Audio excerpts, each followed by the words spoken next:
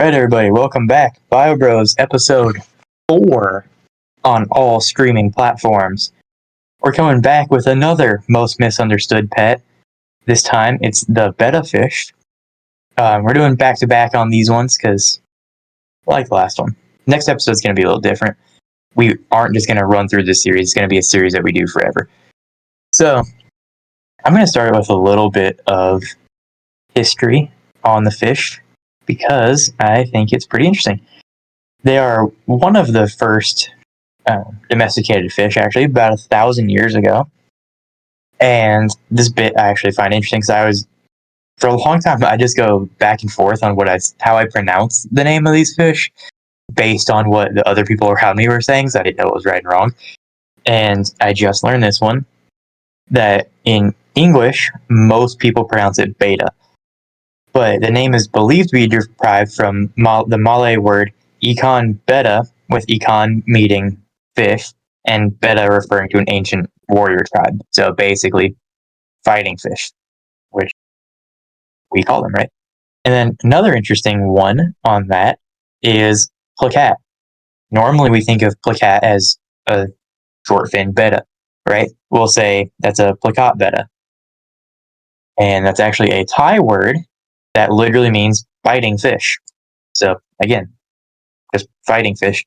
So it's kind of like saying ATM machine, saying placat betta, but since in common usage it is a word to describe the fin type, it's fine to keep saying. But this article that we're going through today is, because remember guys, how the series works is we Google the species of the animal and then care, and we click on the first care guide and we go through and review it. We kind of make our own in the end. This one comes from a large corporation that makes aquarium products. So this one's a little interesting, but it's pretty cool. So Alex, you want to take us through the first kind of section? Yeah, so they're set up a little bit differently. Instead of just like straight up and down lists, they have almost like an article style. So to start off, they go there's a part that just says fighting fish, and it's sometimes called Siamese fighting fish. They're from the family I'm going to murder this. Ossiferaunidae. Ossiferaunidae, I think. Which includes a number of Grami species. They're also a species that has, I can't remember exactly what the organ is. I think it's almost like a lung, but they can gulp air at the surface instead of having to get oxygen just from their gills. The labyrinth organ. Organ. That's what it is, yep. And so it talks about how it makes it possible for them to live in smaller aquariums with less circulation. And it says their average lifespan is 3 to 4 years. That's going to be like the first thing I would say I believe is slightly off, because I know of people who've kept them for much longer. I've kept, I think, at least one for longer than that. I don't know, Shaw, if you've kept any longer than that. I think 4 years is my record. But here's what I'll be devil's advocate a little bit on the average lifespan. Most of these are very, very inbred, so they're not going to live as long as like a healthy betta would, or like a wild type one, because their genetics are not ideal. They're predisposed to things like cancers. I've seen multiple bettas with large tumors on them.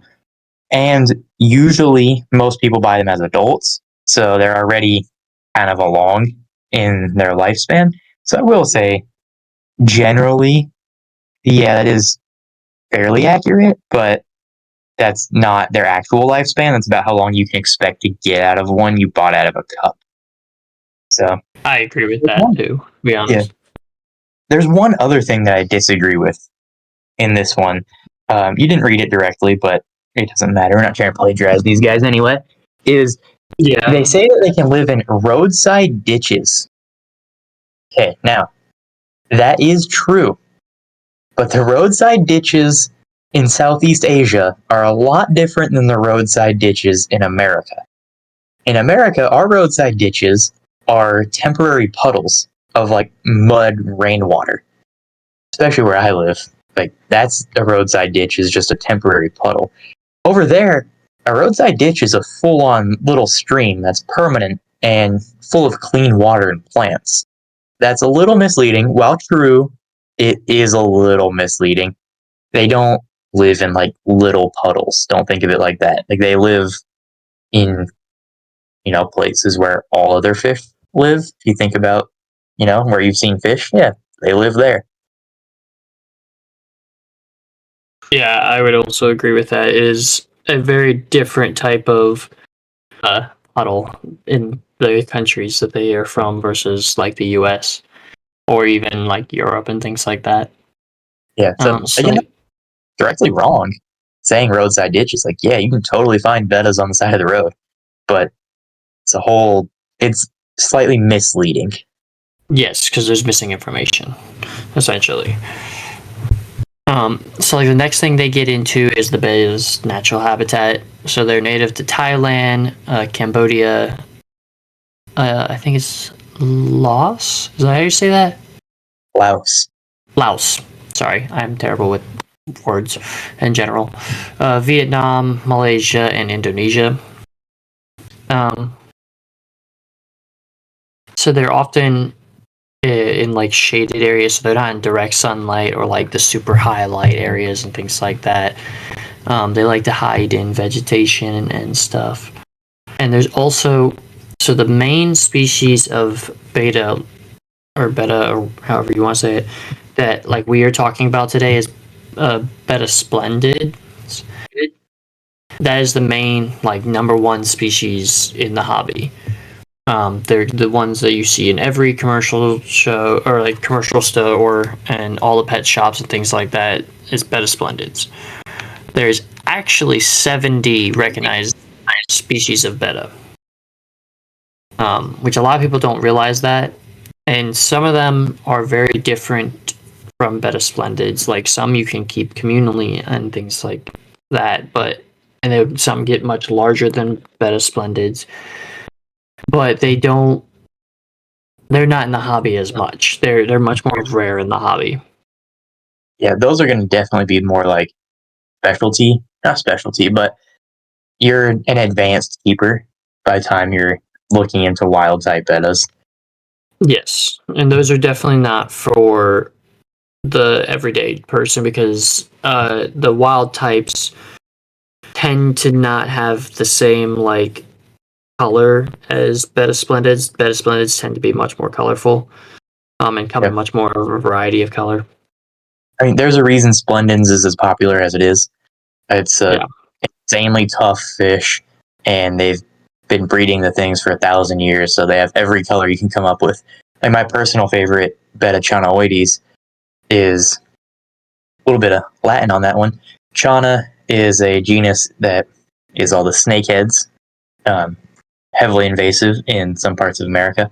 And then oides means like, so they're very similar to snakeheads in how they behave and look. Really, really cool. Look completely different than Splendens. Their care is very different. And it's really cool. Give them a Google. They're super cool. And another crazy thing, too, I didn't see them. I did not see them in the store. I saw the tag. The PetSmart near me had Betta embellis in. I don't know if they were true embellis or if they were hybrids or what, but they said they had embellis. So who knows? Maybe one day I'll see it. But yeah. All right, I'll take us into the next one. This one is water requirements. So they prefer calm water, pH between 6.8 7.5. It says they can seem to tolerate cooler temperatures, makes them more susceptible to disease. 100% agree with that. Yeah, that's definitely true. But they're saying the optimal temperature is between 76 and 85. In the pre-show, we go through these articles a little bit in the pre-show so we know what to expect. We still do, it is true, this is the very first one, but we were saying that 85 seems a little hot. As you increase temperature in cold-blooded animals, their metabolism increases. So they can survive at 85, but it's really going to cut their life short. And 76, I think, can be a little warm too. I think you can go a little lower, but that is overall pretty fine. I'd say maybe 72 to 80 is about where I would personally keep them. But that 76 to 85 isn't all that bad. I can definitely see people who would argue for that, and I could see myself being persuaded into that being real. Next bit here that I actually like, I enjoy this a lot, is if the aquarium is in a room that is below 76 degrees, you can use their brand's heater. But I like that they mentioned that, because if your room is appropriate temperature, the water in there is going to be the appropriate temperature as well. You actually don't need a heater in warm rooms. Is it potentially better to play it safe? I don't know. You can decide that one.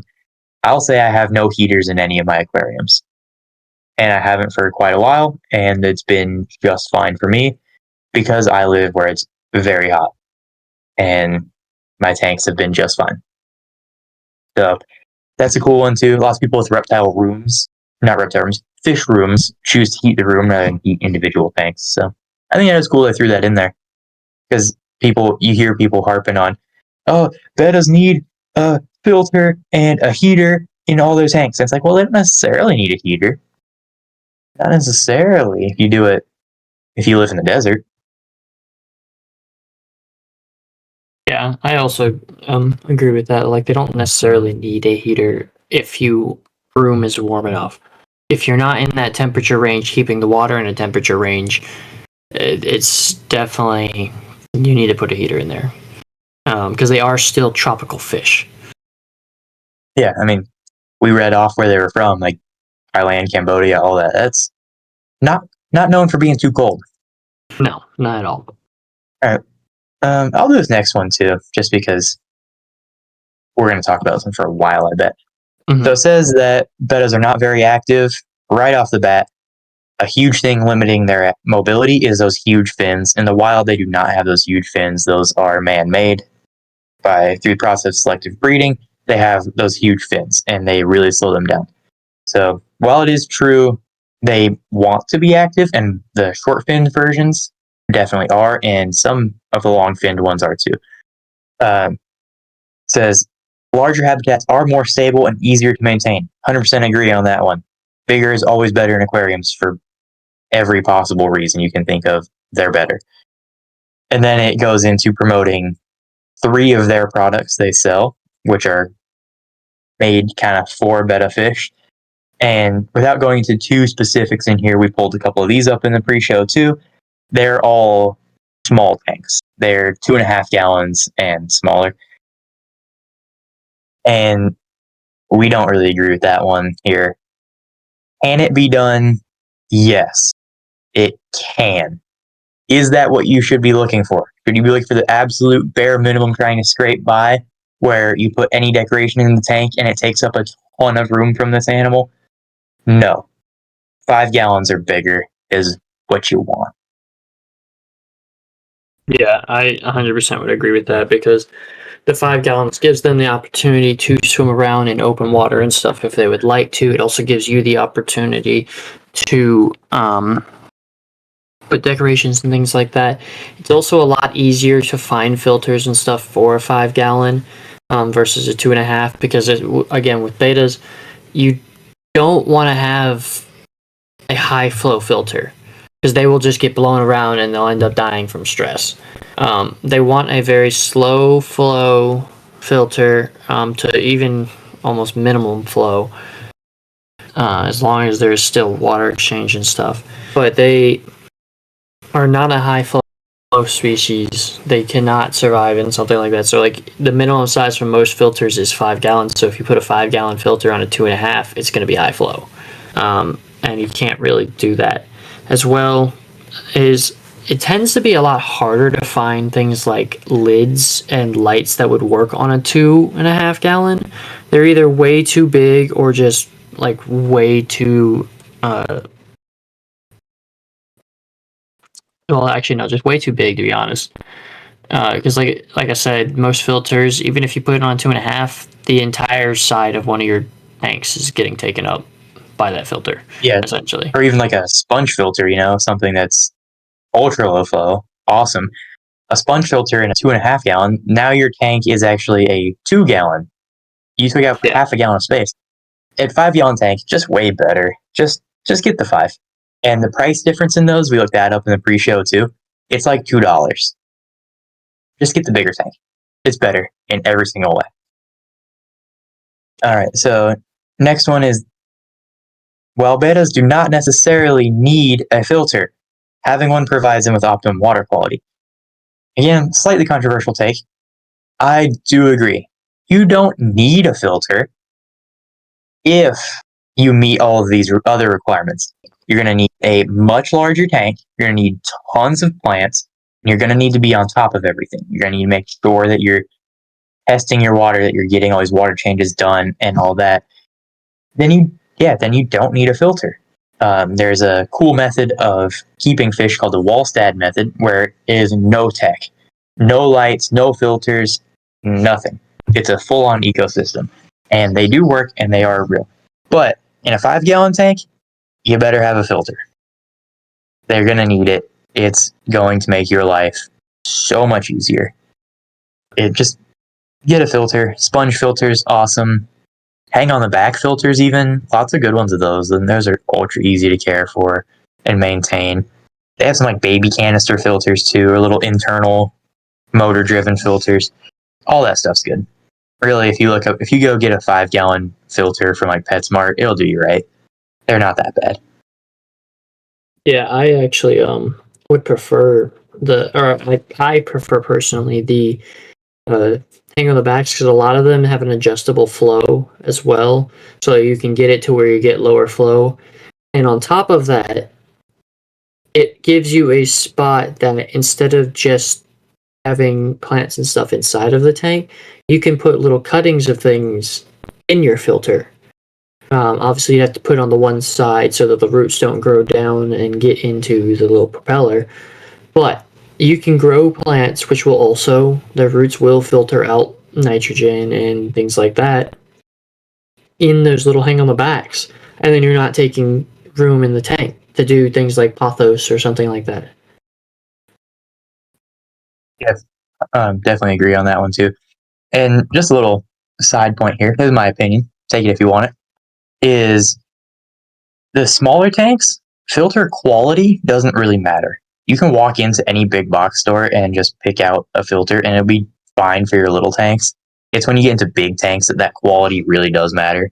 You buy a cheapo canister filter for your 75, you're going to wake up and there's just going to be water everywhere. But you buy a little hang on the back, it's usually good. I've had very good luck with that. So I wouldn't overthink your filter too much.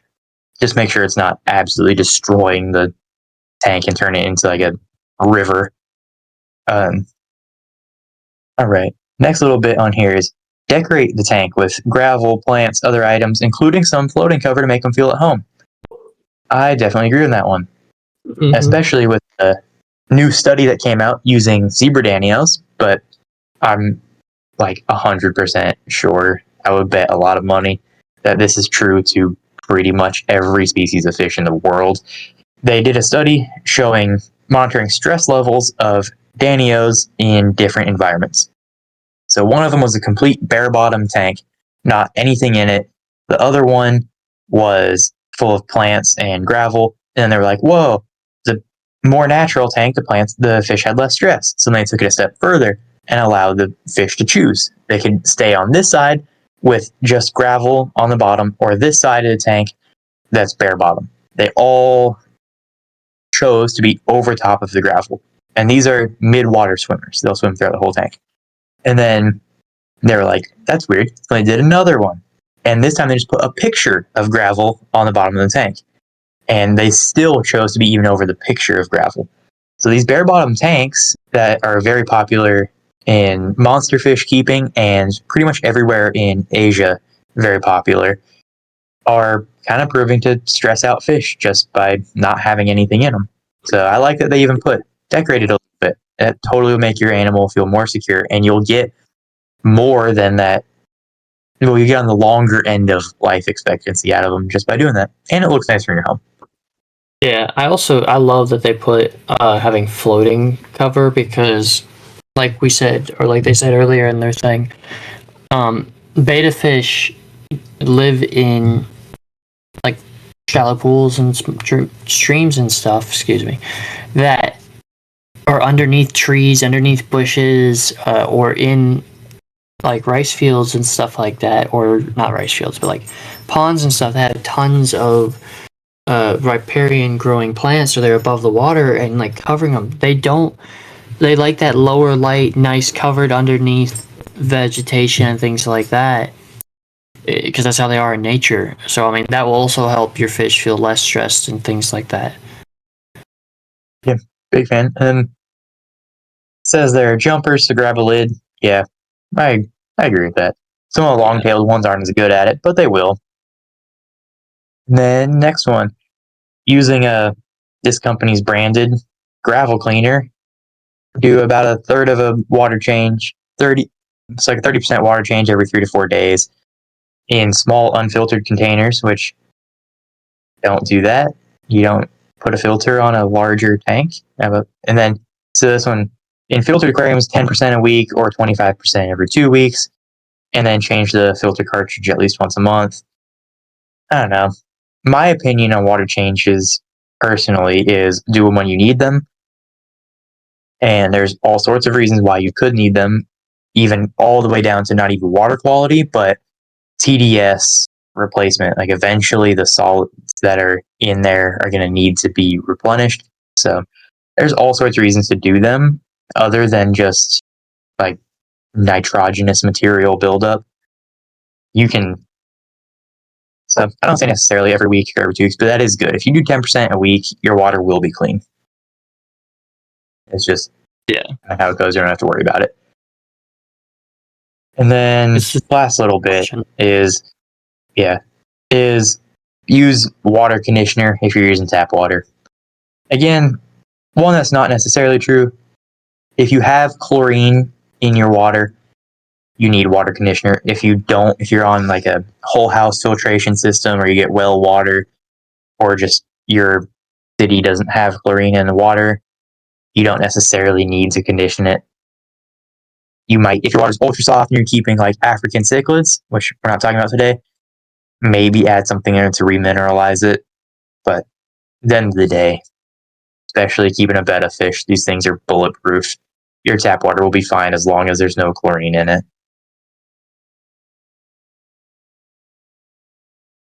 Yeah. All right. Alex, you want to do the next 2 bits? Unless you had anything else to add on? Yeah. No, I think we nailed most of it, but I'll do the next 2 bits. The first one, they're talking about their behavior and compatibility for betta fish. So they go on to say that males are very territorial and towards each other, and they must be kept separately in partition containers. I do completely agree about that. You do never keep 2 male bettas in the same enclosure or same tank. They will fight to the death. One of them will end up dying because they will fight until one or both die. It says they can be kept with another fish in a community aquarium of 15 gallons or larger. I think you could get away with a 10-gallon with some smaller fish. And also, I think it comes down to the betta's personality itself. Because like I've had some bettas that never have any problem with any other fish. They're great, cool, never have a problem, nothing. And then I've had some bettas who are like, nope, everything needs to die. It doesn't matter if it's another betta. It doesn't matter if it's anything. It needs to die. So I think it more comes down to the personality of the betta. And you just need to focus on that and build around your enclosure or your tank around that. And then kind of just goes into saying that suitable tank mates could be things like tetras, calm barbs, rasboas,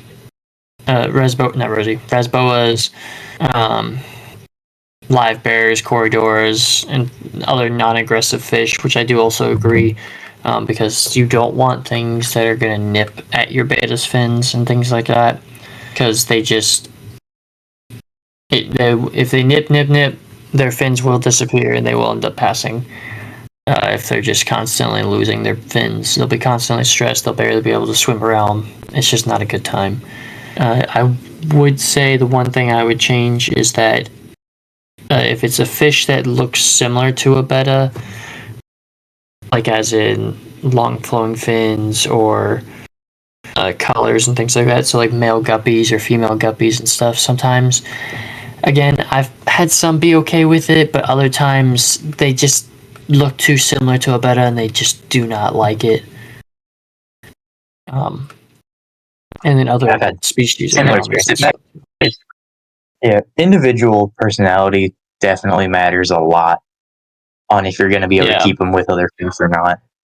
Really, I say species only tank is probably the best bet, even though they do look kind of cool in community tanks if you can get away with it. But yeah, like Yeah, especially if you're species only. a beginner, don't. Yeah, probably just go species only for the first little bit. Yeah, species only tends to be a lot better for them. You'll get more personality out of your betta and things like that then, because then they're not competing with all these other fish and stuff for food. Because again, betta, like the short fin bettas, like Sean I normally keep, they can swim fairly well and stuff, but they still don't tend to be super fast fish. At least in my experience.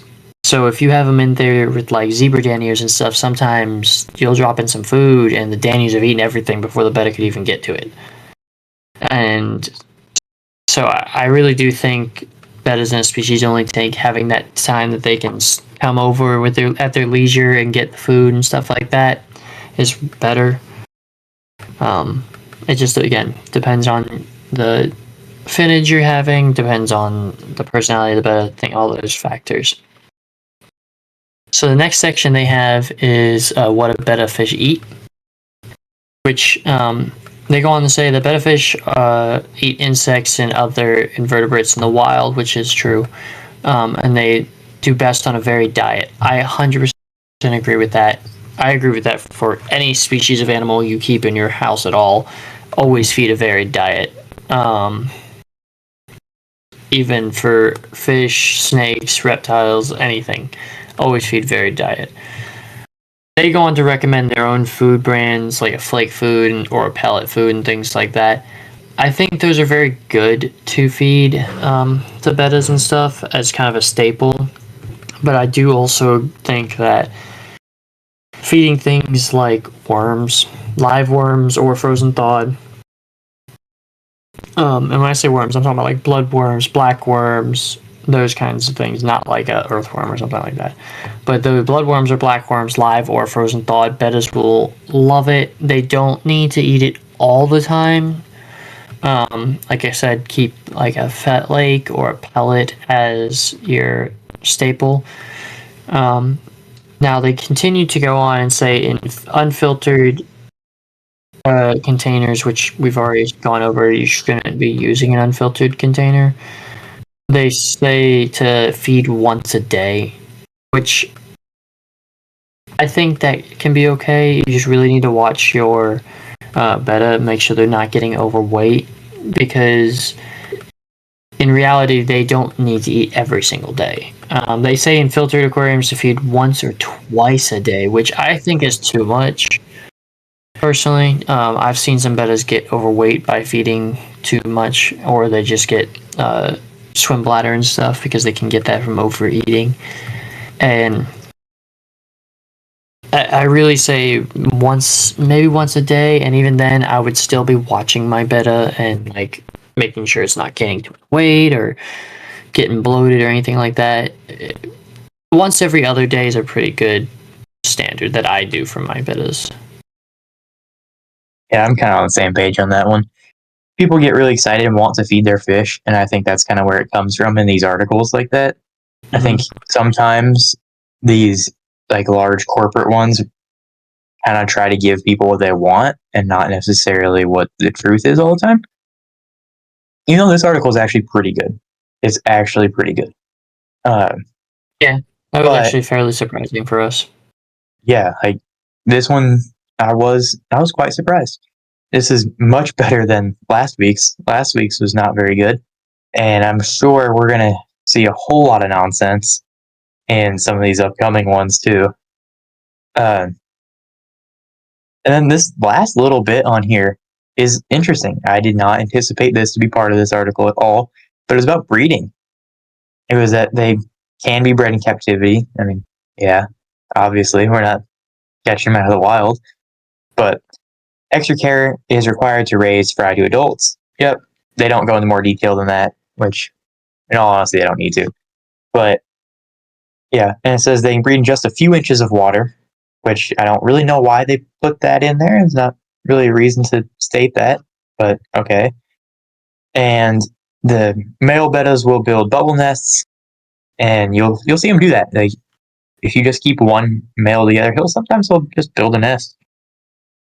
And they attempt to lure a female to the nest, and then they do this little dance thing where he like wraps around her, and they induces her to release eggs that they pick up off the ground and then put into the bubble nest, and the male cares for the eggs until they hatch. Yeah, I mean that's a very, very basic but accurate just understanding of how they breed. I've never bred them personally. I know a bit about it, done some research, but it's basically that. Then some little details like they'll develop breeding bars so their coloration will change and they'll be like, hey, it's time to breed. They'll do that. And then it doesn't really say anything about time or how to raise the fry. It does say that extra care is needed, but they don't really go into the extra care. But again, just a normal care guide. I don't think you really need to go into that. Like, you don't need to. That's just little interesting fun facts more than anything.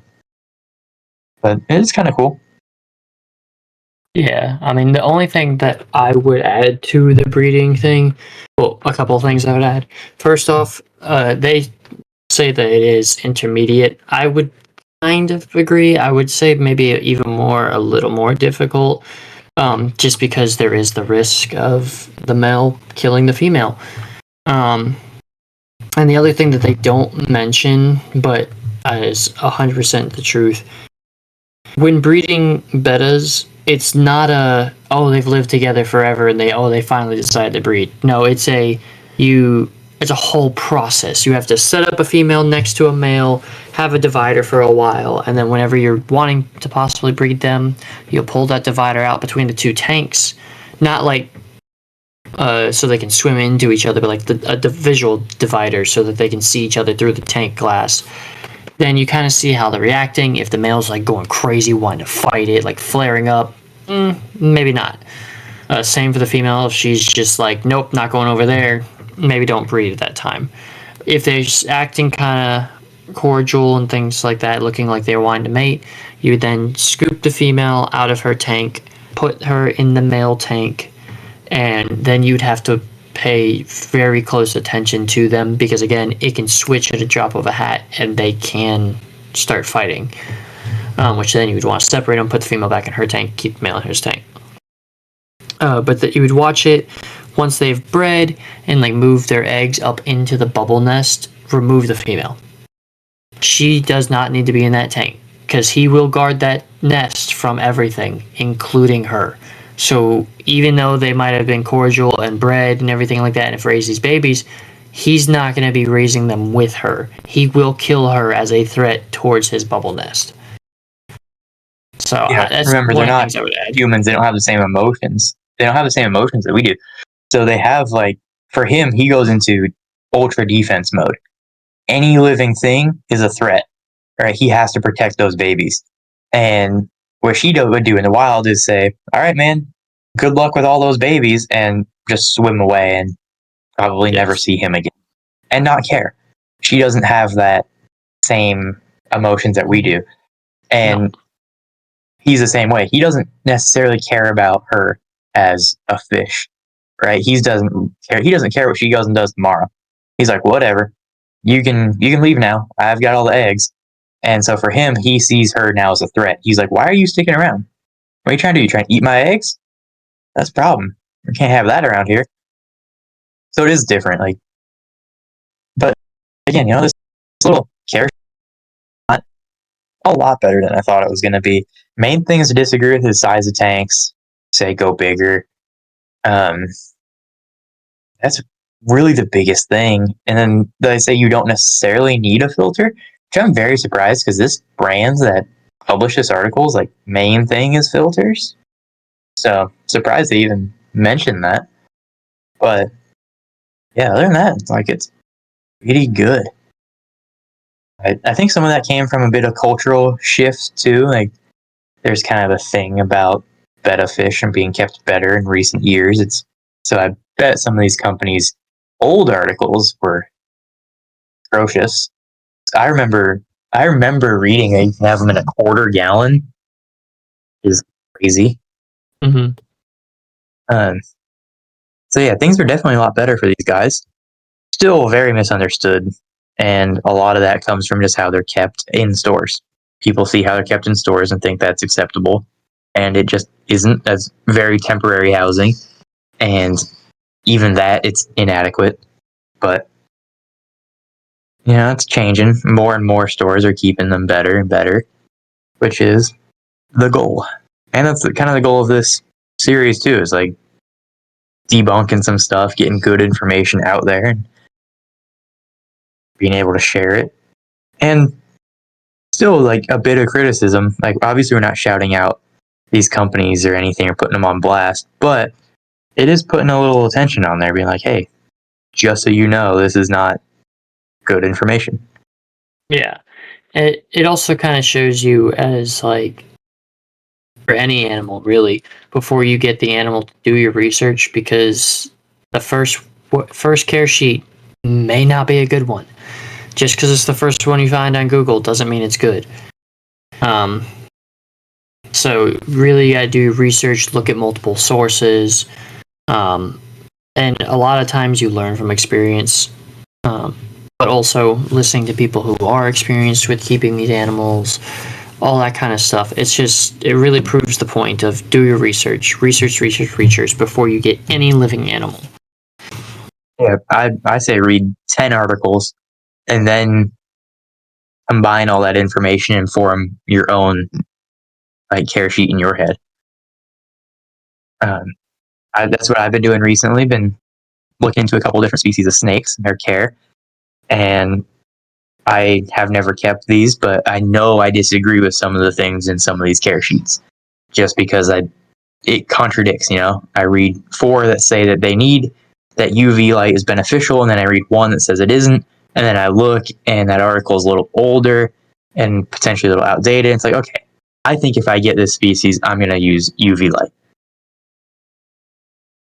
and that doesn't mean that other care sheet was necessarily bad. It just means a little outdated. Maybe not all of the information is 100% accurate, and same thing even on here. We're not 100% accurate, and we have our own opinions. And like I was saying on the temperature, I very well could get into a discussion with somebody about the temperature that they said on here and be persuaded their way and be like, I think you should keep them hotter. Yeah, it all just again, just do your research, read a bunch of articles, listen to episodes like this, watch YouTube videos, all that kind of stuff. Just do your research before you look at getting into any animal. But to wrap things up, so basically, this article that we looked at, we were pleasantly surprised that it was actually pretty decent. Again, the only things we kind of disagreed with was slightly lower temperature, larger enclosures, and then things like just feed them maybe once every other day versus the article saying once or twice a day. And then other things like more details on the breeding and stuff like that. So that basically wraps up what we were wanting to get into for this. Yeah, I mean, I agree too. I wouldn't change a whole lot about this article. And when I saw what it was, just when I first Googled it and found the link, I thought it was going to be really bad. And turns out it's actually pretty good. And I think it says a lot about the culture and everything. But before I just start rambling on, we'll get a wrap on things. So, yeah, end of the day, bigger is better on tanks, as always. You know, there's going to be a recurring theme in this series. I think we're going to constantly be saying, get a bigger tank. But yes, that was Bio Bros episode 4 on all streaming platforms. Remember, like, subscribe, share, comment, save, favorite, do whatever all the good buttons are. And we'll see you guys on the next one. If there's a species that you think is very misunderstood, let us know about it, and we will do an episode on it. Always looking for suggestions and stuff on that kind of thing. Join the Discord, send it in there, DM us on Instagram. Those are going to be the best places to get our attention. Yeah, you said it best. Basically, if you want to give us episode ideas, Discord's the best place. You can also DM us on Instagram and things like that. But follow us, give us likes, Instagram, TikTok, YouTube. Join the Discord. We want to grow this community and continue to support and give the episodes and things like that out to the people that really want to listen to them and learn about this kind of stuff. But I hope everyone's having a good day, morning, night, whenever you're listening to this, and we will see y'all next week.